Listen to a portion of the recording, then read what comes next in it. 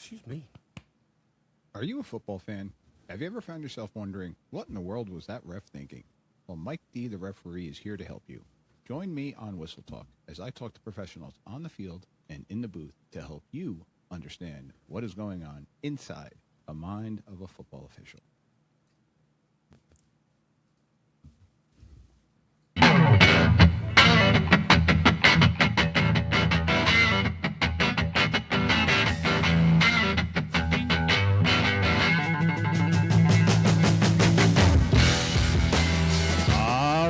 Ladies and gentlemen, welcome back for a special edition episode today of Whistle Talk.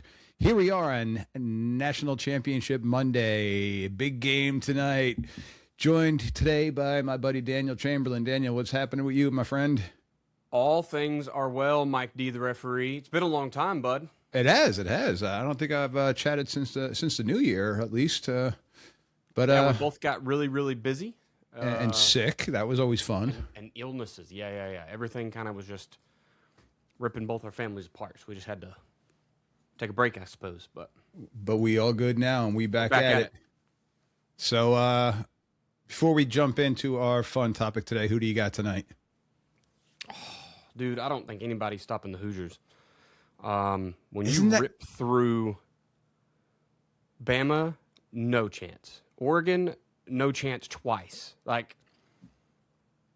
And Ohio State. I mean, yeah. No, I gotta agree with you. I don't know that. Look, is it Miami? I don't know, dude. I just don't believe that. I mean, it might be 35-0 at half. You know what I mean? I'm just amazed at how physical the Hoosiers are. From top to bottom, offense, defense, their line, their receivers block the hell out of you. They got stud skill positions. They're rotating in backs. Oh, and by the way, they got the Heisman Trophy winning quarterback too. So that also helps too. But yeah, I mean, Signetti bought himself a freaking pretty darn good team. And on a different note, tonight's game is going to be officiated by a buddy of mine, Mike Vandervelde. I've had him on twice. I'm going to put a little click on the bottom here to the previous episodes. Mikey V got the call for tonight's game, so he's pumped up about it. I was texting with him yesterday, and just happened to ask him, I'm like, hey, you working this weekend? Hint, hint. And his response was that Miami is pretty nice this time of year. So I took that as a yes. So you'll be able to see Mikey V tonight. Hopefully you don't see much of him. Right. You know, and that's kind of why we're here tonight, or today. It's mid-afternoon here. But before we dive into our episode, ladies and gents, we're going live now, so I'm hoping to have some people chime in. I'm hoping that it works. Last couple times I've had some technical difficulties, so we'll hopefully get it rolling today. But if you're liking what you're listening to, enjoying it, hit those like buttons, hit those subscribe buttons, give me a thumbs up, a thumbs down, a blah. Refs suck, because that's going to be a theme today with some of the stuff that we're going to be talking about. It's all out there, and just give a like, a follow, find me on YouTube and all those other fun things. And once again, Daniel, where can everybody find you? Yeah, dude, I'm over at the podcast. I got the football coaching podcast with Joe Daniel and the Coaching 101 podcast, which I do with Kenny Simpson. You can find me over at Chamberlain Football Consulting on Patreon and on YouTube. Some just places I'm talking ball on the weekly. Yeah, and remind me at the end, I want to talk to you after we're done recording. I want to talk to you a little bit about a venture I'm considering jumping into. But also, if you want to buymeacoffee.com/Mike D, the referee, if you want to support the show any way, any means that you can, it's always appreciated. And don't feel obligated to do any of that stuff. Just those subscribe buttons. Give me a holler, Mike D, the referee @gmail.com, all those fun things. Got one more shout out before we get started here, Mike. Joe Daniel and I are doing a 425 defensive clinic in Boston, Massachusetts. We will be up there the 13th and 14th of March. So my family's actually flying in the 10th. The boys have never been on a big airplane, so they get a lot of flying. They get to check out Boston.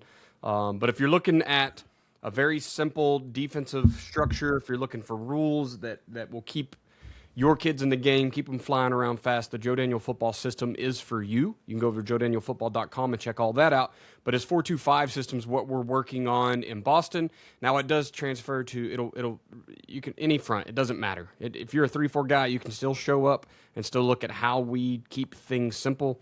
And because I run the 3-4 out of it, I run the 3-3, the 4-2-5, the 4-3. It doesn't matter. It all converts. Boston, Massachusetts, 13th and 14th. joedanielfootball.com/425 Boston is the link to go sign up today. Yeah, and that's the one thing, the beauty about that defense is it is so versatile, and you can kind of morph into it. And heck, with today's defenses, everybody's kind of disguising and masking and rolling coverages. So having the ability to do that and understanding, if it's not your system, understanding another system was just going to make you a better coach in that aspect. Right. I believe. Ball's getting back in the phone booth, Mike. You know, we went spread and we went empty and we went 3-4, and everybody was trying to get the arms race with speed. And now, it's getting back in the phone booth. So it's an exciting time for us to go up there and talk some ball. I'm sure we'll see that today in the video too. Absolutely. So today's episode, we're going to talk a little bit about what we had going on this weekend. First of all, we had some excellent football games this weekend. Excellent football game. I think that was the Super Bowl. The one we're talking about, Bills Broncos, I think that was this year's Super Bowl. Yeah. I don't know that we get another game that good. And I mean, it's sad hearing with Sean McDermott, the outcome with that, and I know a lot of people are pointing the fingers at us officials. I wasn't there. I wasn't part of it, but at officials in general. And that's kind of what our theme's going to be today. We're going to dive into the plays. I mean, there's no sugarcoating it. It's all over social media. It's out there, and people have some pretty hard and harsh and I don't know tight opinions about it. And they're saying that it's the officials' fault that the Bills lost, and it's the officials' fault that McDermott got fired, and all that other fun stuff that it falls upon the shoulders of the officials. It had nothing to do with the 5 turnovers that Buffalo had. You're not supposed to point out the obvious here. I mean, the game did go to overtime. They did have opportunities. Both teams did. I mean, it was an excellent football game played by 2 excellent teams with excellent quarterbacks. Unfortunately, both of them are now done. That's just even scarier. Right. But yeah, so I want to dive into, there's a couple of plays in particular that I want to kind of dive into, Daniel. And listen, you and I have talked. We've always been honest with each other, so I don't want that to change today. Your coach, I want to hear your coach's opinion on this stuff. I want to hear your coach's opinion on both the offensive side and the defensive side, and just on everything that we saw. So I have on here my screen, my Whistle Talk, Bills versus Broncos, the Whistle Talk edition. So I want to kind of dive into a couple of different plays. So the first play I got up here is going to be the game-tying touchdown. So the game-tying touchdown. So this is still in regular time. This is in the fourth quarter, so we're not in overtime yet. So I want to kind of show this one, and I'll kind of rewind it and go back and forth with it. But so the controversy that was going on here, and I honestly don't think it's much of a controversy. But when we're talking about the later plays with the PI and the interception and things like that, well, people are saying, well, how come he lost control of the ball here out of bounds? How come that wasn't ruled incomplete if he didn't control the ball? So let's take a look at that play.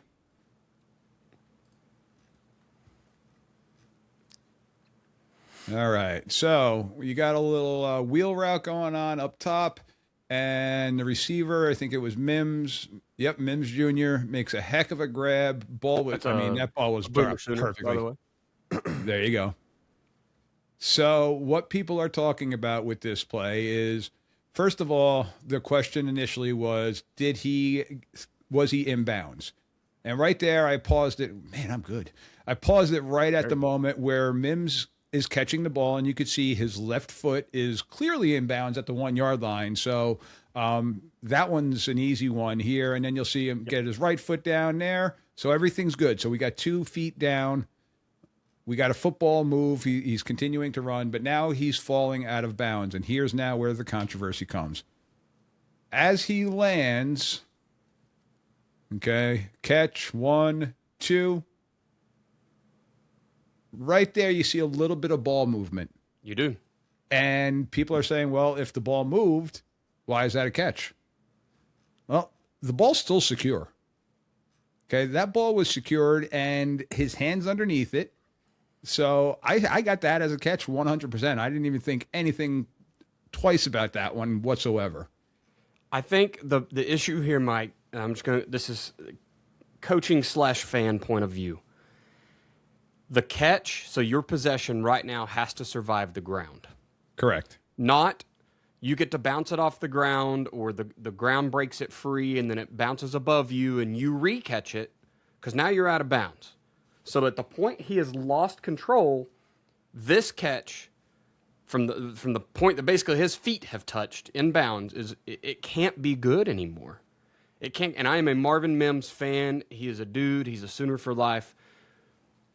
So let's go back. The inconsistency and the inability of the NFL to tell us what a catch is has gotten out of control, and it's stuff like this. So we're going to go through that definition in a moment. But again, that's clearly inbounds, correct? We're in agreement with that. Ball secure, inbounds.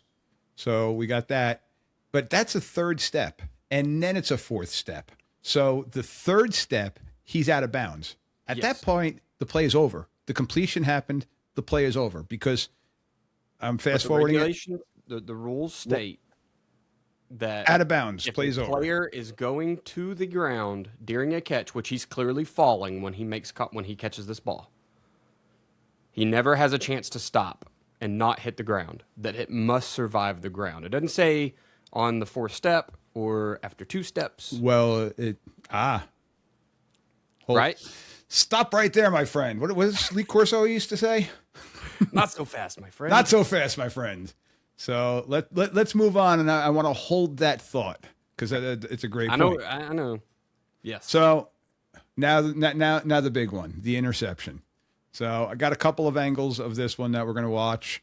At 3rd and 10, I mean, again, Josh Allen just being the dude that he is. Now we are in overtime. Drops back, floats it over the middle. Kind of shockingly for Josh Allen, kind of underthrows him. This is the dude that in the combine just stood there and launched the ball 70 yards just to show everybody that he could. And I mean, the guy's a beast. But all right, so we got the interception that takes place, and you see the official coming in right away, pointing for the first down, going the other way for the Broncos. Right. So I want to say I did reach out to a couple friends of mine, former NFL guys, because people in the NFL now aren't allowed to. They're not until the season's over, until the regular season's over. But they all said that I spoke with that they had interception right away. So everybody across the board, everybody that I talked to has this rules as an interception because, and I paused it here. Cooks goes up. It's slow there. You're going to see, well, that's not the greatest angle, but the ball was never truly possessed by an individual. There's movement there. And when the roll comes, that's where possession is gained, and it happens to be possession by the defense. I agree. So what you're getting in the big controversy is right here, well, the ball's already kind of moving. The ball's moving, in my opinion, before he is down. So I paused it here. Knee's not on the ground, and the ball is kind of, and this, again, we're looking at his backside of Brandon Cooks here, so it's very difficult from this particular angle. Yes. But other angles, you do see that the ball isn't fully secured. And McMillan's got his hands around it. What were you going to say? I think the other angle shows it a little better. I think he does take it to the ground, but he does not survive the ground. I think he has control until his back hits. It jars it, so therefore he does not survive the ground. And then it pops out into the hands of the defense. This is an interception. I have no qualms. And here's why. If the defender would have not been there and it bounced free, it would have been an incomplete pass. It would not have been a fumble. 100%. And ladies and gentlemen, I do want to put this out there. I got no skin in this game. I'm a Giants fan, so when we're talking about football, I'm happy we got John Harbaugh. So other than that, I got no skin in these games. So I'm not a fan of either teams. I'm a fan of football. So it's not like I'm taking a biased look at it from a fandom standpoint. I guess I am taking a biased look at it from a referee standpoint. But I had interception right away, and the official had it right away. Now, do you have the other angle, Mike? It should be coming up next. Yes. Okay. That's the same angle. If not, I do have it. Here we go. Let's see. Is this the one that switches?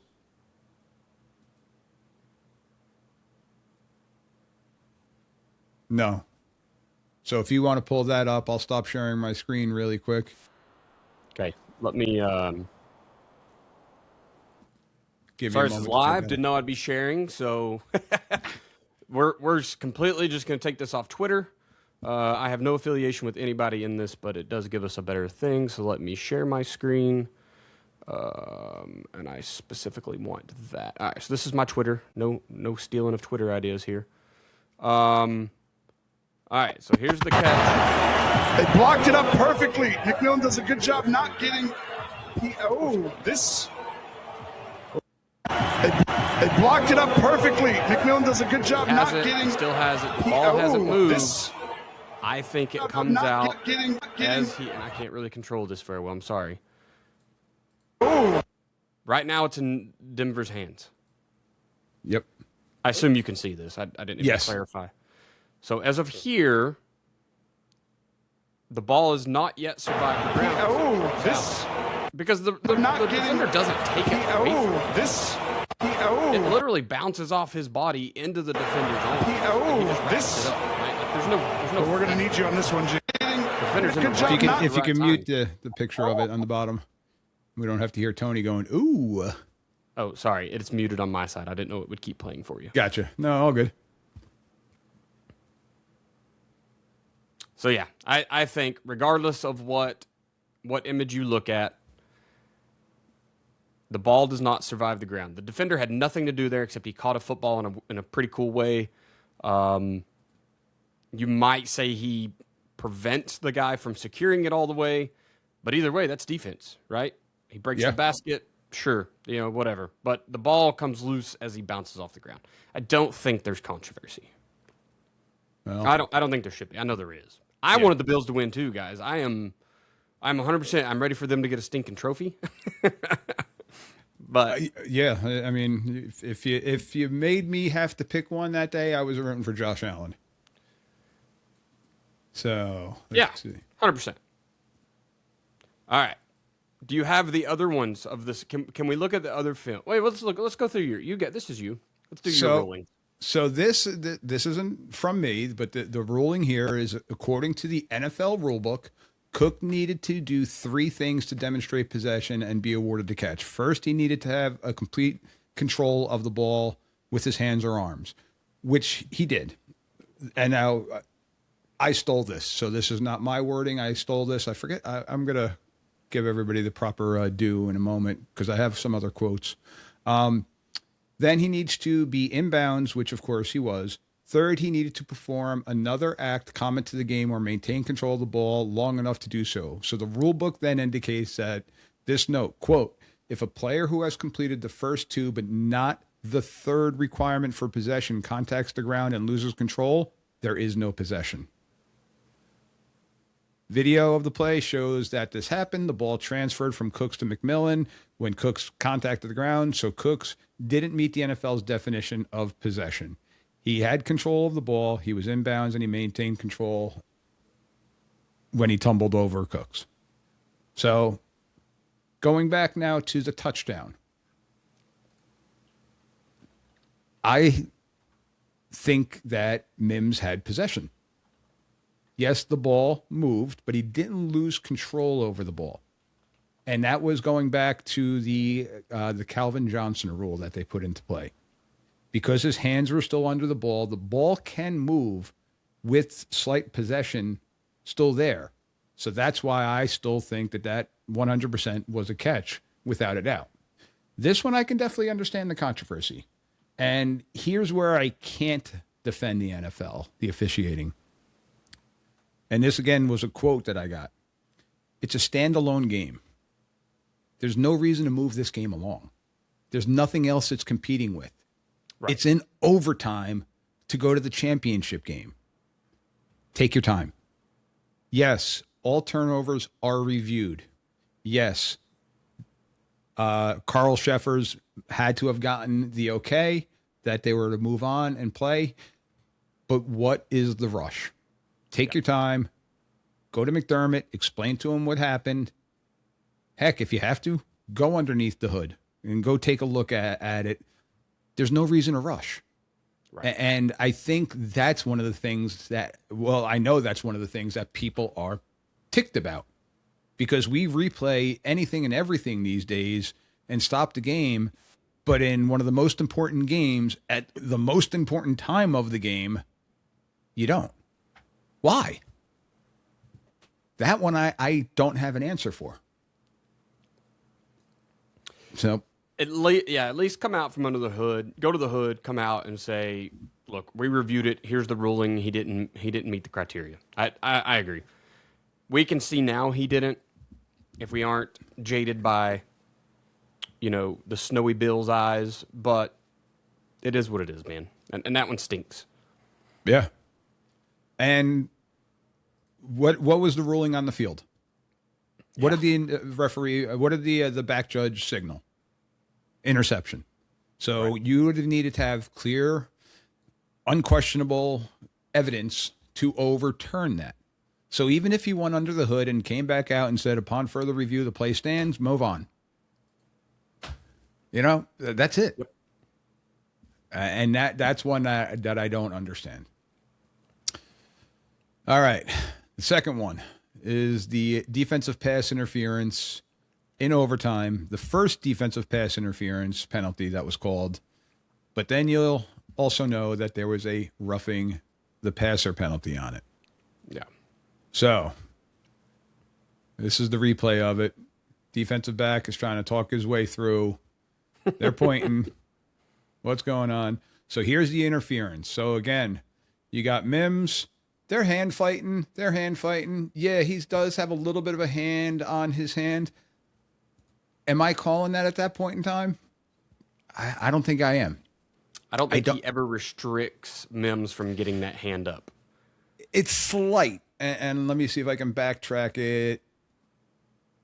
You see Mims's right arm kind of get caught up, and Johnson here, the defensive back that they call it on, is not locating the ball. He's playing more of the man. Right there, he's kind of got a little bit of a hook. In my opinion, ticky-tack. And at the time of the game, not needed, especially with some of the other things that they didn't call earlier. But here's the one that people are going to forget, is you had a roughing the passer the penalty. And this is without question. Nix releases the ball, and boom, Joey Bosa with the crown of his head, well after the ball was thrown. Mikey, you're looking for the refs here. That's his hands all day. His hands are out straight. We tell him hit with your hands first. You're telling me his head's not down? His head might be down. He just came off of his hands are in front of his face mask. He can't be making contact with his head. Regardless, I don't think they called it because of the head contact. He didn't make contact on Nix's head, which we saw didn't get called in other games too. It's a late hit. He had this is one of those that as a lover of football, this is what's gotten out of hand a little bit. I get we got to keep these guys safe, and he ends up breaking his ankle anyway, and he's done for the year. So not on this play, luckily, but I don't disagree with you. I don't disagree with you that we've kind of wussified the game slightly, especially for the quarterbacks. This is a standout defensive player, a lineman, who was brought in to get a pass rush. That's why they got this guy in there. Paid him millions. He wins a block here, and as he wins the block, let's just go back and watch it live.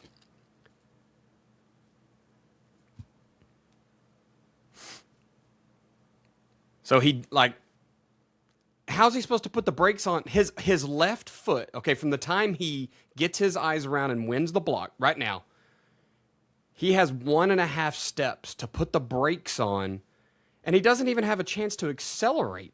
He catches himself with essentially 1 foot. So now we're telling this locomotive that although your eyes aren't even toward the quarterback, right now he can't see the quarterback. He wins a block. The quarterback's going to release it in... Going slow-mo. What is that, 1.5 seconds? And he's supposed to decide to disengage. He doesn't, like you said, he doesn't really lower the boom. He gets his hands out in front of him. See, I still think I think it's forcible contact. I maybe don't forcible contact. I'll give you that. He's a defensive lineman tackling a quarterback, but is it late? And is it? Yes. I don't think he has time to turn around and go, all right, how much time has gone since where's the ball? And it's just, we've made the game, we're punishing those guys for being good at their job, for being a little bit better than the offensive lineman. If he blew by the guy and hits him, we don't have an issue. If he gets held up for an extra 1.5 seconds, we don't have an issue. But he wins some and gets there split second late, and we're punishing him. I see that this one I disagree with. This one I think is definitely a late hit. This one I think and a late hit on the quarterback is roughing the passer. Just to clarify that so that people aren't saying, well, why didn't they call a late? No, I know you do. But some people are like, why didn't they call a late hit? Well, it's roughing the passer. Roughing the passer is roughing the passer. Late hit is going to be more out of bounds and things like that. Can we watch it game speed one more time? Yeah, but I want to just put out one more thing. If he hits Bo Nix, I don't have a flag. If he let me rephrase that. If he runs into Bo Nix, I don't have a flag. But because of the lowering of the head, he was initiating a forcible contact instead of seeing the ball and kind of pulling up. And we see, running into kind of like running into the kicker or running into the type of scenario. Well, there's no running into the quarterback. It's roughing. So if he just runs into him, but he's not trying to make that hard contact, I don't have anything. But just by dropping his head, he's looking to initiate. He's looking to bring the boom. And listen, I agree with everything that you're saying. Yes, it's changed. And 10, 15 years ago, was this different? Absolutely. I mean, hell, I remember watching Troy Aikman get absolutely annihilated by Reggie White, and you thought it was like 5 seconds later. The game has changed. And in today's game, I think this one's getting called 100% of the time. Right. So let me go back so we can just watch the hit. And they already have it slowed down, so you still can't see it. Like, I just think the amount of time that passes is not enough to even be fathomable that someone's going to alter their action potentials. Let's just get scientific about it. His action potentials of I'm beating this block and moving toward he's not stopping himself. So now you're saying that winning a block, stopping himself, and again, that's where I'm agreeing with you. And what you said, he doesn't, try to just knock him over, but I don't know, man. It's we've gotten to a weird place. But so, NFL rulebook defines pass interference as any act by a player more than 1 yard beyond the line of scrimmage that significantly hinders an eligible player's opportunity to catch the ball. Players are prohibited from grabbing an opponent's arm or arms in such a manner that it restricts his opportunity to catch the ball. When watching the replay of the slow motion, it appears Johnson briefly grabbed Sutton's right arm, as Sheffers noted afterward in the pool report. So that's Sheffers' report. So let me backtrack that, because that is what ended up being enforced was the DPI, and right there. Let it play from here. So you see the hand fighting, and it's going to be that last hook. Again, I'm not throwing that one personally, but that's reading the rules of it. This now is Sheffers covering his guys, in my opinion. For sure, which we've talked about before. There needs to be some. Absolutely. I mean, they're a crew. So do you know how many yards that penalty was? It's a spot foul. I think it ended up being like 30 yards. It was Nope. No, that was a later one, wasn't it? Yeah. I know they had like 53 yards and 2 penalties or something. So that it was, that penalty was 17 yards. yeah. You want to know what the roughing the passer would have been? 15. Right. So in essence, off of 1.5 flags, because you could pick and choose 1.5. I'm saying the roughing is definitely a flag, and 50-50 on the DPI. Me personally, I'm not throwing that one. They gained 2 extra yards out of it. Right. So was it that big of a deal? That's why I'm not sure that there's the controversy behind that one. I mean, I know once again, Bills fans are probably ticked. I honestly don't think either of those, but they're so close, both of them. Absolutely. If you didn't have one without the other, you've probably got an argument to be upset that either one got called. You know what I mean? If he just overthrows that receiver and then gets rocked a split second late, you can be mad. And I don't know why. It's right is right and wrong is wrong, but to me, because they covered each other and they were both so close, once again, you get that when you have 2 great teams. I mean, it's great. It's great football. All right. So now the next one is the DPI on Tre'Davious White. So this one is mind-boggling to me. So you got Mims coming across in motion on the bottom of the screen here. They're max protecting. He got a 2-man route, running basically a crossing route, a deep crossing route, and White mugs him. There is mugs him. I mean, I understand this man is a professional. He's a former All-Pro. Like, Tre'Davious White is a heck of a football player. But, man, there's no way you can dispute this one. Like, I don't get how he thinks that he was not restricting the receiver. Yeah. Right there. Okay. Ball's up. He's not playing the ball. He's completely playing the man there, not looking back. Contact has been made. And he's already around the waist. And here's the slow-mo. You see him bring his left arm down. Like, it's the chop down of the left arm that's going to get called. Right. And listen, my son's playing basketball now, and I finally got him out of the habit. He used to go up and try to block everybody because he was taller than everybody. Well, now he's still getting blocks, but he's not coming down. He's blocking it up here. And I'm like, dude, anytime your arm comes down, even if you get all ball, the official sees that chop, they're going to blow the whistle on you. You're getting a foul called 99% of the time. If you don't do that chop, you're still going to get the ball. So that one, I think, is a no-brainer. Which then leads to the unsportsmanlike. I know this was irrelevant at this point in time, but what is he complaining about? At that point in time, I mean, like a child. You know what I mean? I know he's amped up, but Lord have mercy. But they're close enough already for the field goal. Now you just gave them half the distance. So I think they gave them an extra 7 yards because of the half the distance after all said and done. If that, I forget where the DPI ended up bringing the ball to. But you're one of the best players on the field. You're one of the most athletic players on the field. You guys have blocked kicks this year. They need you on the field right at that point in time. Go block that field goal attempt. I know the chances of it are slim, like less than 1% slim. But you got to keep your composure in that scenario.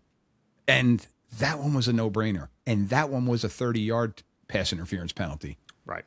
And I got to backtrack. That was also on 3rd down, if I remember correctly.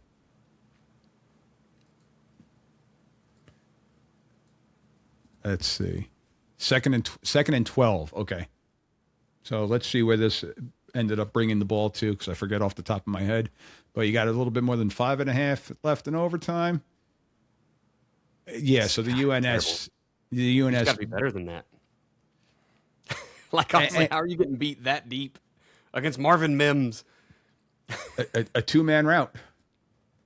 I mean, literally, you got max protection here. You got tight end, two tight ends down here. You're going to have the back going left. It's a two-man route here and here. That's it. With your manned up, linebackers staying there. I mean, that's a no-brainer. That one has to be called. So, and it finishes up with the unsportsmanlike. All right, so I got a couple of quotes here that I copy and pasted off of Twitter. And again, these guys don't have any more skin in the game. So I got three quotes here: Gene Steratore, Dean Blandino, and Terry McAuley. Three former White Hats, very highly regarded White Hats. Gene Steratore still doing NCAA basketball. I mean, the guy has been around forever, is still doing it at a high level. This is off of his Twitter account or his X account. So obviously there's a lot to talk about in the overtime play with the Bills and Broncos. Here are my thoughts on the big rulings. The no flag for the PI on Denver. I support the decision not to flag Denver on the fade route. Is there contact? Yes. So this is earlier in the game, that one that they're talking about.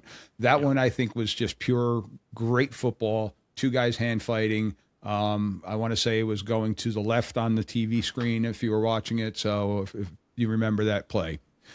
The interception / catch. Okay, so the interception is a wild play with a lot going on. Seeing it full speed, I thought it was an interception, and I would have ruled it that way if I was on the field.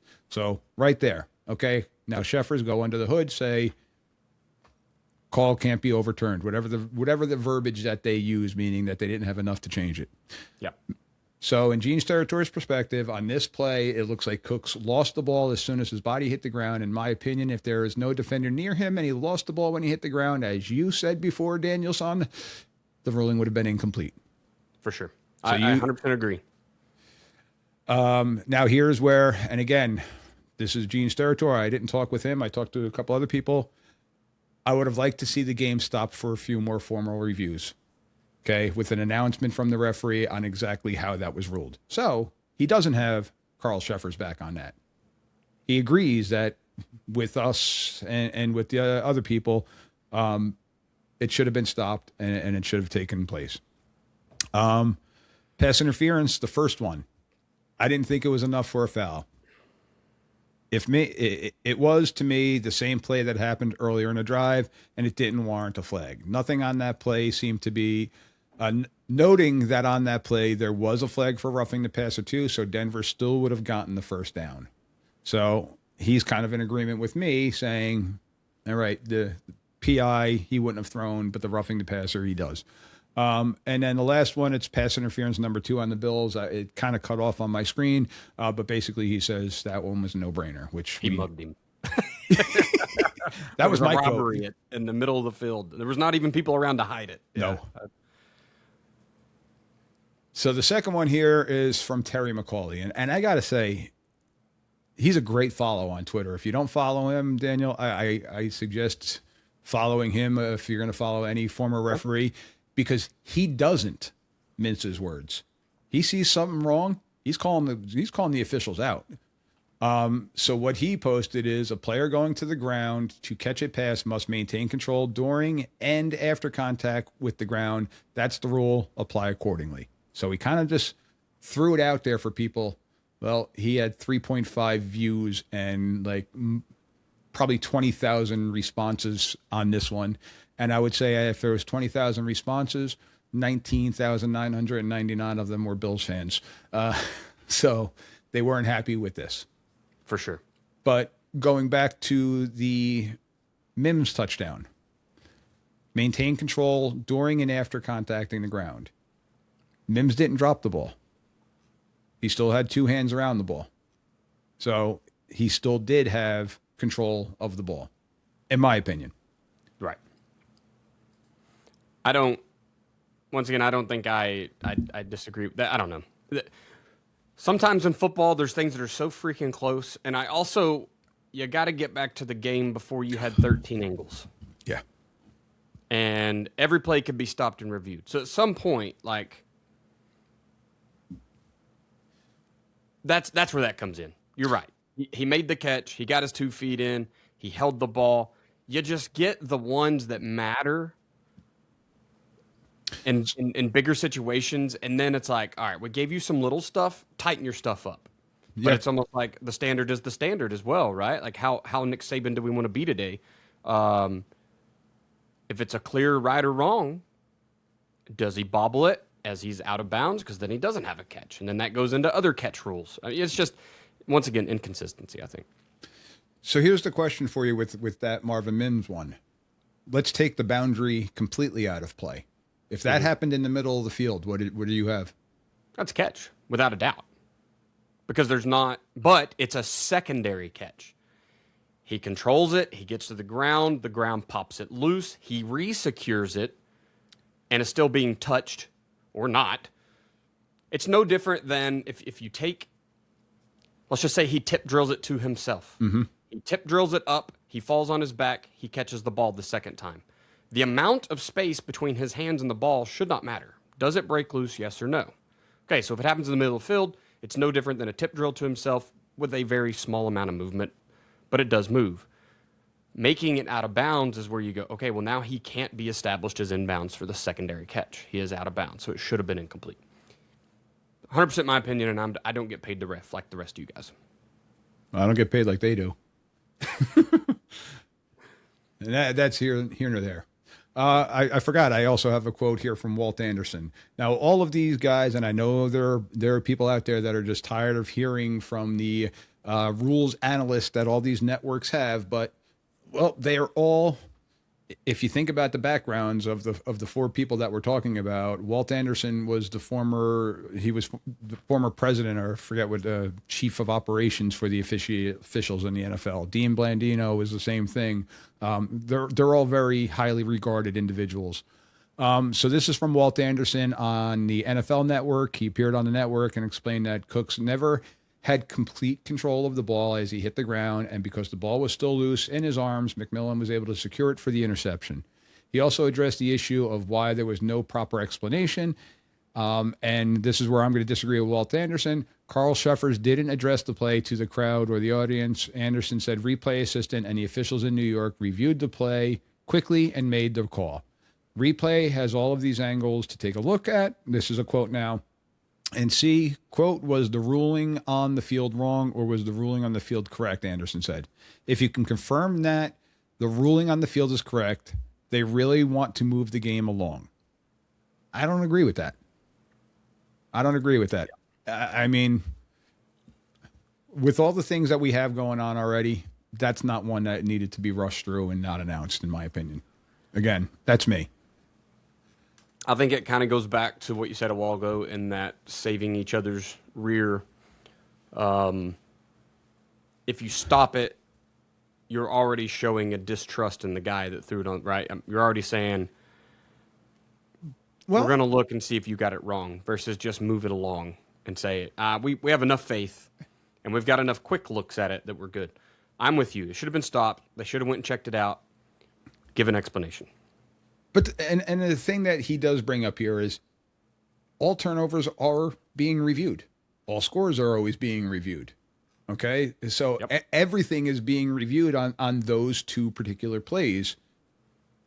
He's saying that there was no reason to go underneath the tent because it was already being reviewed and the approval was already given from the powers that be. So that was his response to it. Again, there's no other game. You're not competing with anything else. You're the freaking NFL. it's the conference semifinals.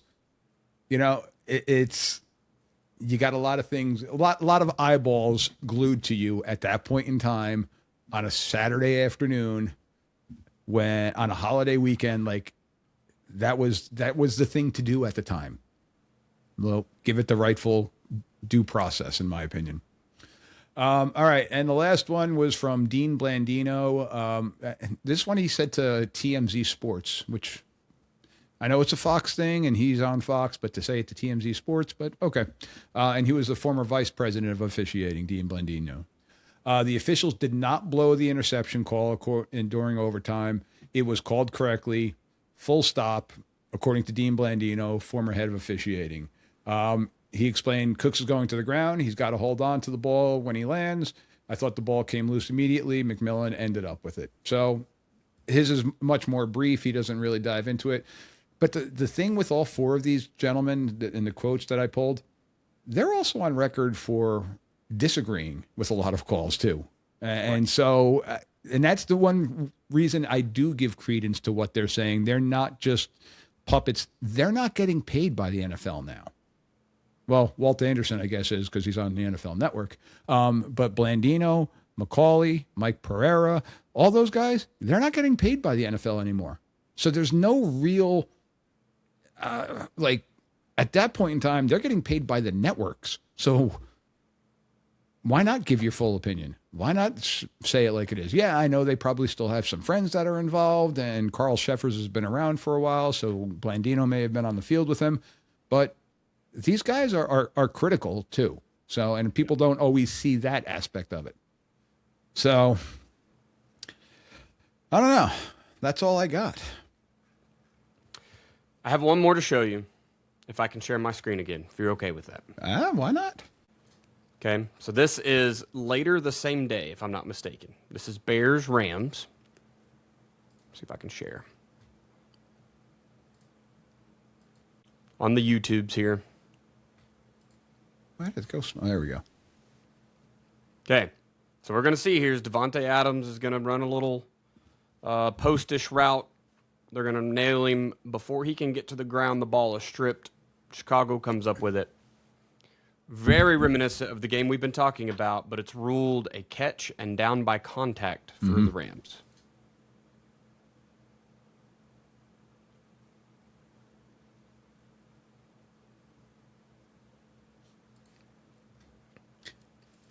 So we're going to watch the up close. What I don't like about this view is we get the slow-mo, but it's...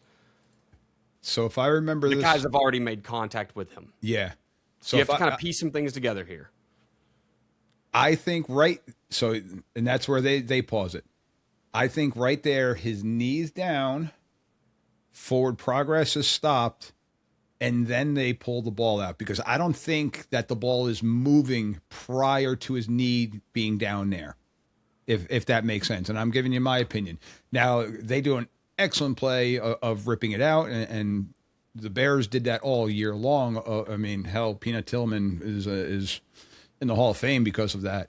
But in my opinion, he's down, his knees down before they rip out of the ball, if that makes sense on how I'm verbalizing. Here's my only issue with it, Mike, is that we just said what the criteria was. He has to have possession with his hands or arms. He does.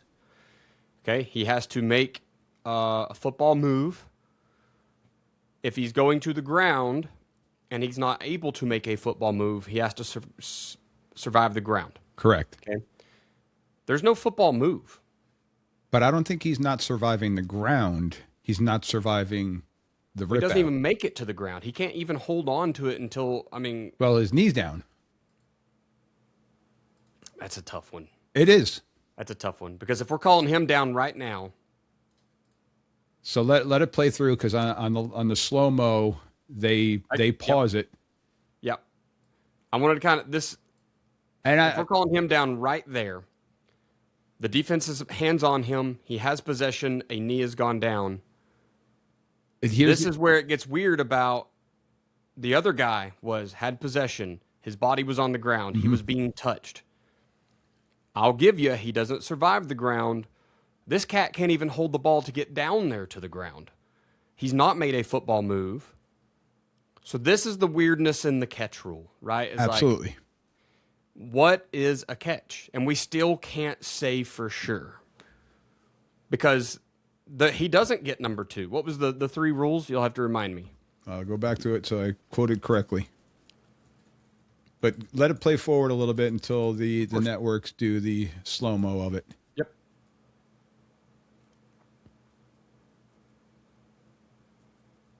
And listen, incredible play. So right here, they pause it. So can you pause the screen right there? I can. So go back to when they paused it. I can. Maybe I'm not actually skilled enough. Pause. Perfect. So in my opinion, again, this is Mike D's opinion, not Devontae Adams or Bird, who made an incredible play himself. Right there, is the ball moving? No. That's He why has possession. I that's agree. Is the knee down? The knee is down. So that's down by contact. So there's, in Mims's case, his body and the ball were the first to hit the ground, and that's where the surviving of the ground play comes into. Not when the knee is down, because he's in full possession when he is down. And then they rip the ball out. Now, if this would have been ruled a fumble, would I be disagreeing? No, because I think this one is like a 51-49 type of thing. Like I think they got it right, but if they went the other way with it, I wouldn't argue. Like it's, and that's where the highlight or the title of this one is the controversial fumble, no fumble. So I understand where the controversy comes with that one. The second rule was just being inbounds. I was trying to remember the three. So you got to have control with your hand or arms. You have to be inbounds. He has both of those. You have to make a football move or possess the ball long enough to do so. If you're going to the ground and you don't make a football move, you have to survive the ground, basically. So, I don't know. I'm with you. If they rip it out and it just goes bouncing in the air, instead of there being this time they kind of take to double secure it, is it bang bang enough they call it an incomplete pass? Yeah. This gets back Yeah. especially with some of the long whistles that we've had recently, right? We were listening to Josh Allen complain yesterday about how long the whistles had been in his game. Looking at the sideline for. No, I listen. I agree, and So, anyway, and this is where humans are being humans too. So it's not fully up to replay. And did they I truly don't. I assume they did because they had zoomed in and everything else going. Yeah, on. I really don't know. I had think turned the off challenge ball, flag I was done came with on ball for the day. So, I just heard about that one. I had to go find it and watch it. No, it's a great one. Well, I think I have to say one more piece about this, and then I'm ready to go, Mike. Gotcha. All of this goes back to fans' inability to trust the NFL because they restructured themselves as an entertainment business. All of it goes back. They are the WWE of football. They were labeled the exact same.